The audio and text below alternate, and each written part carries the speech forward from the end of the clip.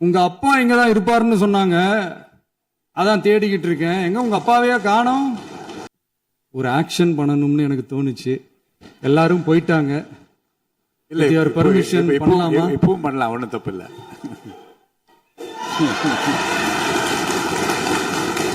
அப்புறம் sofa model ஆட்சியா, அது என்னன்னு புரியறதுக்கு எனக்கு ரொம்ப நாள் ஆச்சு. இந்த sofa set, table chair, teapoy, furniture பிசினஸ்லாம் வேற எங்க வெளியில போய் பண்ண சொல்லுங்க. அப்படி அந்த பிசினஸ் தான் பண்ணணும்னா நிறைய பிசினஸ் பண்ற மாதிரி வெளியில போய் பண்ண சொல்லுங்க. எங்க சட்டசபைக்குள்ள வேணாம்.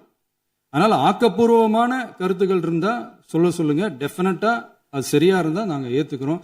எனக்கு ஒரு குட்டி கதை ஒண்ணு ஞாபகம் வருது, சொல்லாமா?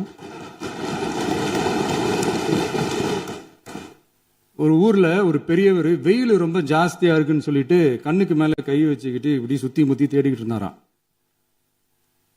அப்ப கூட இருந்த ஒரு சின்ன பையன், என்ன தேடுறீங்க அப்படின்னு கேட்டானா. அதுக்கு அந்த பெரியவர் சொன்னாரா, அது ஒண்ணு இல்ல தம்பி, உங்க அப்பா இங்கதான் இருப்பாருன்னு சொன்னாங்க, அதான் தேடிக்கிட்டு இருக்கேன். எங்க உங்க அப்பாவையா காணோம்?